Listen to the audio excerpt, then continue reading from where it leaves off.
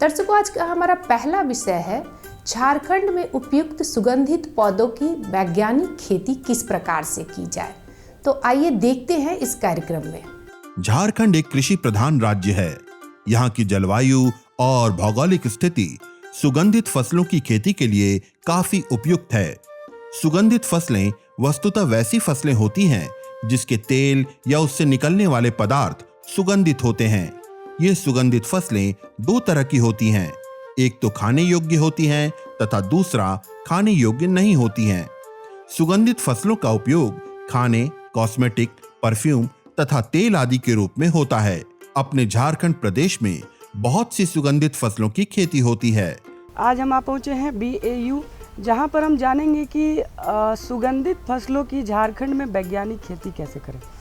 तो आज हमारे साथ है doctor Abdul Majid Ansari sir. Sir, आप हमारे किसान भाइयों को ये बताइए कि सुगंधित फसलों की झारखंड में वैज्ञानिक खेती करने की क्या क्या संभावनाएं हो सकती। किसान भाइयों, सुगंधित फसलों का मतलब ही है ऐसा फसल जिससे ऐसा तेल निकले या ऐसा कुछ उससे पदार्थ निकले, उत्पादन हो उसके पत्तों में, उसके बीजों में, उसके फूलों में, उसके छाल में या जड़ में, जिसमें सुगंध हो। अब ये सुगंध दो तरह के होते हैं, एक तो खाने योग्य होते हैं, दूसरा खाने योग्य नहीं होते हैं। जैसे आप लोग बड़ी आसानी से सुनते होंगे कि चमेली का तेल, चमेली का फूल होता है, उसमें बहुत अच्छा सुगंध होता है, लेकिन वो खाने योग्य नहीं होता है। उसके दूसरे चीज़ों में इसको इस्तेमाल किया जाता है। वहीं दूसरे ओर आप लोग गुलाब को देखते होंगे। गुलाब तो वैसे फूल है, लेकिन उसका जो सुगंध होता है, आप लोग देखते होंगे कितने प्रकार के खाने में गुलाब के सुगंध को इस्तेमाल किया जाता है। आप लोग रोज़ वाटर के रूप में भी इस्तेमाल करते हैं, गुलाब जल जिसे कहते हैं, और भी दूसरे चीज़ों में इसको इस्तेमाल किया जाता है। तो ये खाने योग्य होता है। तो इसके अलावा कुछ ऐसे भी फसलें हैं जिसका सुगंध है और सुगंध के रूप में आप उसे इस्तेमाल करते हैं, खाने के लिए भी कर सकते हैं, उसे परफ्यूम के रूप में उससे लोग इस्तेमाल करते हैं, बहुत सारी कंपनियां बनाती हैं, और फिर उसको सेंट के रूप में या कॉस्मेटिक्स में या दूसरी चीज़ों में लगाने वाले तेल में भी इस्तेमाल होता है। बहुत सारी चीज़ों में इन खुशबू चीज़ों का इस्तेमाल होता है। किसान भाइयों, अपने प्रदेश में लेमन ग्रास एक ऐसी फसल है जो व्यावसायिक दृष्टिकोण से काफी लाभदायक है। इसकी खेती बड़ी आसानी से होती है। इसमें इसके टीलर्स को निकालकर 1-1 फुट की दूरी में लगाया जा सकता है। इसके लिए बलुई दोमट मिट्टी बेहतर मानी जाती है। इसकी रोपाई जुलाई के महीने में होती है। इसकी खेती में 20 से 25 ton compost, 100 kilo nitrogen, 50 kilo phosphorus, 50 kilo potash प्रति हेक्टर की दर से देनी चाहिए। इसमें खरपतवार का नियंत्रण समय समय पर करना बेहतर होता है। इसी तरीके से आप लोग बहुत अक्सर नाम सुने होंगे लेमन ग्रास का, नींबू घास का, लेमन ग्रास और सिट्रुनेला। बहुत लोग कंफ्यूज करते हैं कि लेमन ग्रास और सिट्रुनेला क्या दोनों एक ही है या दोनों अलग है। तो मान के चलें कि दोनों एक ही जेनस है, स्पेसीज अलग है, यानी एक ही कुल के ये सदस्य हैं, खाली उसमें स्पेसीज अलग है। एक सिट्रेटा है और दूसरा एक स्पेसीज है, नॉर्डस है। जो लेमन ग्रास है साइमोपोगोन सिट्रेटा है, और जिसे हम लोग सिट्रुनेला कहते हैं साइमोपोगोन नॉर्डस है। कोई बहुत ज़्यादा डिफरेंस नहीं है, दोनों एक ही तरह के देखने में पौधे लगते हैं। खुशबू में थोड़ा सा डिफरेंस है या कमोबेश सेम है। लेमन ग्रास बिल्कुल लेमन की तरह खुशबू और टेस्ट आता है, उसमें भी लगभग सिट्रुनेला भी इसी तरीके का है। कोई बहुत ज़्यादा डिफरेंस नहीं है। जो बहुत एक्सपर्ट हैं वो पता कर पाएंगे दोनों को टेस्ट करके कि हाँ ये सिट्रुनेला है, लेमन ग्रास है, और जो नहीं जानते हैं उनको लगेगा दोनों एक ही तरीके का है। तो इसकी खेती भी झारखंड में बहुत सफलतापूर्वक आप सिट्रुनेला या लेमन ग्रास की कर सकते हैं। कभी कभी इसमें कुछ हेलमिंथोस्पोरियम वगैरह का कुछ डिजीज नज़र आए, पत्ते में भूरे भूरे रंग के या राख के रंग के धब्बे दिखाई पड़े, तो समझ लें कि फफूंद का अटैक हो रहा है। तो आप वैसे केस में मैंकोजेब नाम की एक दवा मिलती है, जिसका 2 से 3 ग्राम प्रति लीटर घोल बना के आप 1 से 2 छिड़काव आप कर सकते हैं 10-10 दिन के अंतराल पे, और बहुत ज़्यादा समस्या इसमें नहीं आती है। ध्यान रहे कि जब पत्ते पूरी तरह से मैच्योर्ड हो जाएं, हरा रंग से हल्का पीला होने से पहले लगे, पूरा पीला होने नहीं देना है, हरा रंग रहे और टर्निंग उसका स्टेज आए वो समय है इसके कटने का, इसे आप काट देंगे। ये पहली कटाई जब आप करेंगे 3 से 4 महीने के बाद, 4 महीना आमतौर पर कटाई का सही समय है। उसके बाद फिर से एक बार आप इसे कोड़ाई करेंगे, फिर से आप इसमें कंपोस्ट डालेंगे। अब दोबारा डालेंगे तो थोड़ा कम कंपोस्ट डालेंगे, 10 से 12 टन डालेंगे, और जो DAP पोटास यूरिया की मात्रा वो भी आधी कर देंगे और उसे डालेंगे। फिर 3 महीने के बाद कटाई करेंगे, फिर इसी तरीके से कोड़ाई करके आप कंपोस्ट और DAP और पोटास और यूरिया की जो मात्रा है वो आप देंगे जैसे देना है। तो इस तरीके से आप एक बार खेती करेंगे और फिर आप इसको उसी खेत में लगातार करते रहेंगे। जब बहुत घने हो जाएं तो आप ध्यान रखेंगे इसके जो साइड से जो टीलर्स होते हैं उसे आप निकालते रहेंगे और दूसरे जगह प्लांटिंग करेंगे। और जब देखेंगे कि अब ये बहुत अच्छा फसल नहीं दे रहा है तो आप पूरे को कोड़ के हटा देंगे और फ्रेश प्लांटेशन करेंगे 2 से 3 साल के बाद। जब तक ये अच्छा उत्पादन दे रहा है आप उसे करते रह सकते हैं। किसान भाइयों, इसी तरह से आप जिरेनियम की भी खेती कर सकते हैं, जिसका उपयोग तेल के रूप में होता है। इसकी खेती कटिंग से होती है। 1 हेक्टेयर के लिए कम से कम 30,000 कटिंग की आवश्यकता होती है। इसे लगाने का सही समय सितंबर से अक्टूबर का महीना होता है। इसमें 10 से 12 टन कंपोस्ट 40-40-40 के अनुपात में नाइट्रोजन, फास्फोरस तथा पोटास प्रति हेक्टेयर की दर से इस्तेमाल करना चाहिए।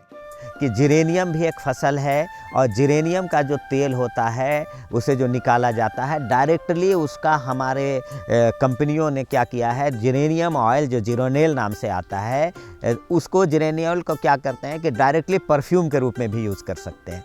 तो इसको हमारे यहाँ वैसे तो ऑर्नामेंटल का टाइप आता है, उसको हम लोग गमले में पौधे के रूप में इस्तेमाल करते हैं, लेकिन जिसका ऑयल के लिए है उसकी भी खेती कर सकते हैं। और हमारे झारखंड प्रदेश की भूमि वातावरण बहुत इसके लिए उपयुक्त है, इसकी भी आप खेती कर सकते हैं।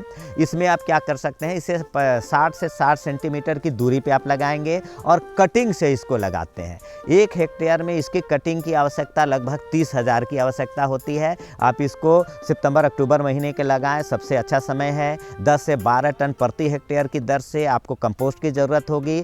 40-40-40 के दर से नाइट्रोजन, फास्फोरस और पोटास की ज़रूरत होगी प्रति हेक्टेयर की दर से। आप चाहें तो इसमें मल्चिंग और ड्रिप दे के भी इसकी खेती कर सकते हैं। 4 महीने में इसकी कटाई करेंगे। इसकी कटिंग, चूँकि सीड इसमें फॉर्मेशन होने में दिक्कत होता है, हमारे प्रदेश में तो होगा भी नहीं, तो आप इसका कटिंग से ही इसकी पौधे नर्सरी में तैयार करेंगे और 60-60 सेंटीमीटर की दूरी में आप इसकी खेती करेंगे। अब चर्चा होता है कि इसके बाज़ार का।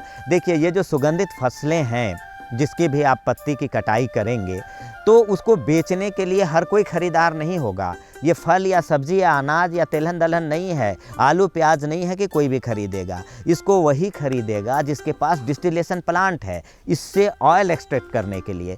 तो आपको पहले इसको लगाने से पहले आप थोड़ा सा लगाएंगे, 10-20 डिसमिल में कोई मतलब नहीं है, सिर्फ वो एक ऑर्नामेंटल की तरह लगा ले, शौकिया लगा ले।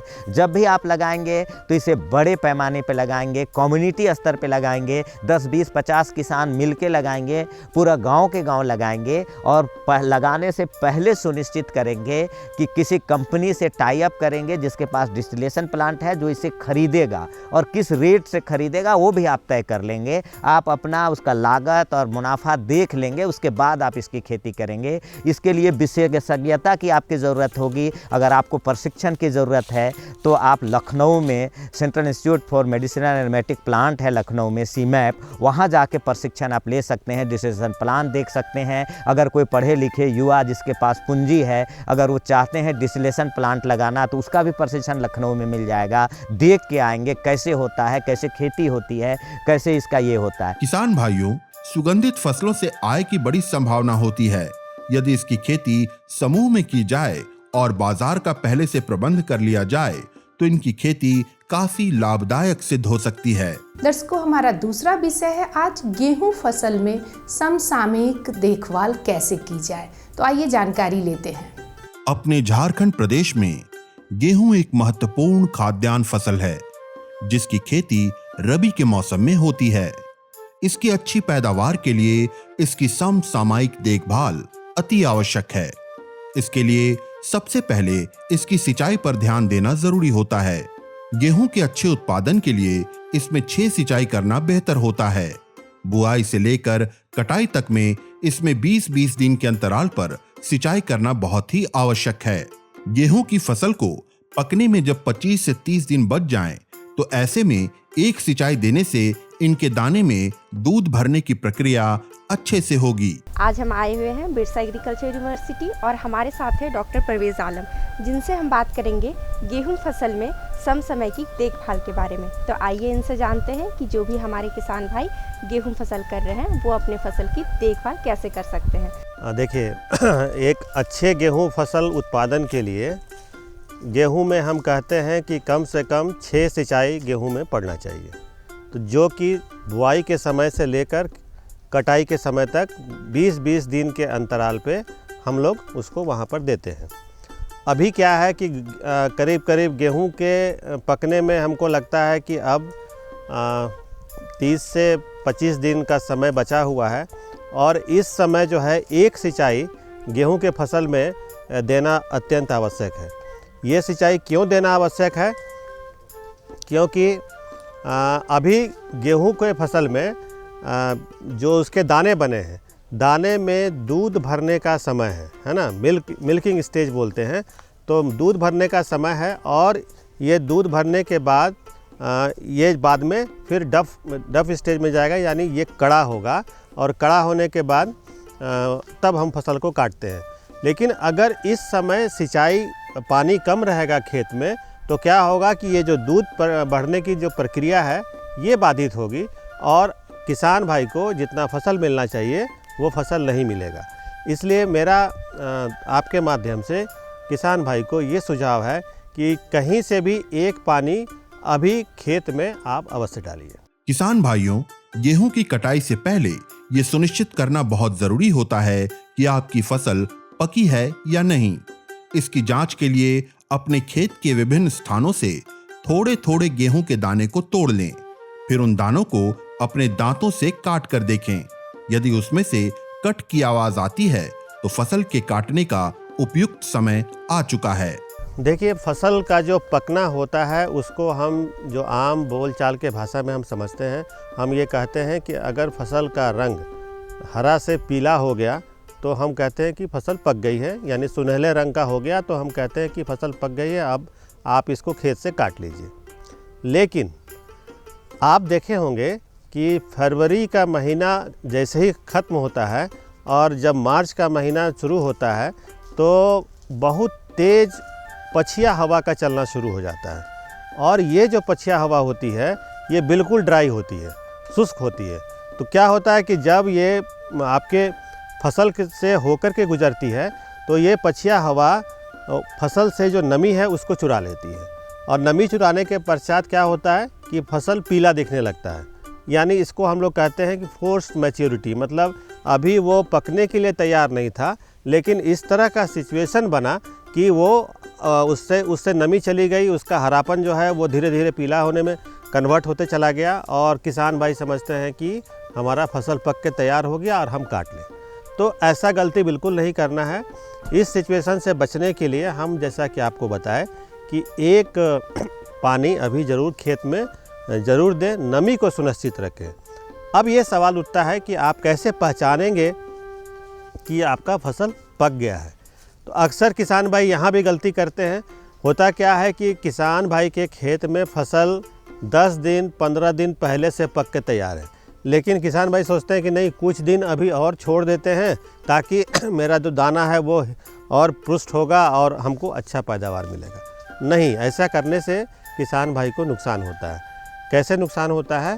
जैसे मैंने कि आपको बताया कि जो पछिया हवा चलती है ये बहुत तेज़ चलती है। जब तेज़ चलती है तो जो अगर फसल में दाना पक गया है तो वो दाना वहाँ से हवा के प्रभाव में आकर के वहाँ से झड़ के नीचे गिरना शुरू हो जाता है ना। तो 10 से 20% जो है दाना आप खेत में ही छोड़ देते हैं। तो ऐसा ना करें। आप ये कोशिश करें कि उपयुक्त समय पे इसकी कटाई कर लें।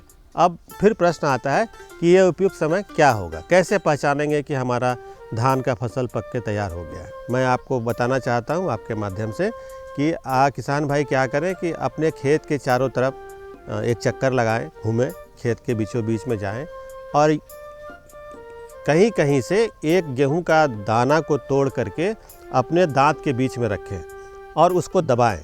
अगर आपको कट कट की ध्वनि सुनाई पड़ रही है तो इसका मतलब है कि आपका फसल पक के तैयार हो गया। अगर ये कट कट की ध्वनि सुनाई नहीं पड़ रही है, पच पच की आवाज़ आ रही है, इसका मतलब है कि अभी आपको फसल को खेत में कुछ दिन और छोड़ना है। तो जैसे ही कट कट की ध्वनि सुनाई पड़ने लगे और आप सारे फील्ड में अपने खेत में घूम के आप सुनिश्चित कर लिए कि अब नहीं भाई, अब सब जगह से हमको इस तरह का ध्वनि मिल रहा है, तब आप समझिए कि आपका गेहूं का फसल अब बिल्कुल काटने के लिए तैयार हो गया है। और हम ये कहेंगे कि जैसे ही ये आपको ध्वनि मिलती है, यथाशीघ्र अपने गेहूं के फसल को काट लीजिए। नहीं काटेंगे तो क्या दुष्परिणाम होगा? नहीं काटेंगे तो ये होगा कि अब जो है हवा के संपर्क में आकर के दाना वहाँ पर झड़ना शुरू होगा और आपको जितना उत्पादन आपको अपने खेत खलिहान में लेके जाना था उतना आप नहीं ले पाएंगे। किसान भाइयों, गेहूं की फसल में खरपतवार की भी समस्या होती है। इसे सबसे अधिक नुकसान पहुंचाने वाले खरपतवार को गेहूं का मामा के नाम से जाना जाता है। ये हूबहू गेहूं की फसल की तरह दिखता है। अतः इससे बचाव के लिए जब गेहूं की फसल 30 से 40 दिनों की हो जाती है, तब उसे खेतों से निकालकर फेंक देना बेहतर होता है।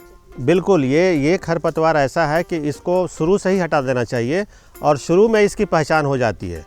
मामा को आप देखेंगे और गेहूं फसल के पौधे को देखेंगे तो दोनों में साफ अंतर दिखता है। हालांकि संरचना बिल्कुल सेम है, लेकिन साफ ये दिखता है कि गेहूं के मामा का जो तना होता है वो थोड़ा लाल लाल होता है, जबकि गेहूं का फसल का तना लाल नहीं होता है। तो एक तो वहाँ से आप इसको हटाना शुरू कीजिए। लेकिन अगर फिर भी कुछ बीच में बच गया है, किसान भाई उसको नज़रअंदाज कर दिए हैं, तो ये सबसे सही समय है गेहूं के मामा को वहाँ से हटाने का, क्योंकि इस समय गेहूं के मामा में भी फूल और उसके दाने आ गए हैं, जो कि गेहूं के दाने से बिल्कुल अलग दिखते हैं, है ना। आप पहचान लेंगे आराम से कि ये गेहूं नहीं है। बहुत ही महत्वपूर्ण कदम होगा कि अभी आप गेहूं के मामा को, चूँकि अभी गेहूं का मामा बहुत आसानी से आप पहचान कर पाएंगे, इसलिए इसको वहाँ से हटा।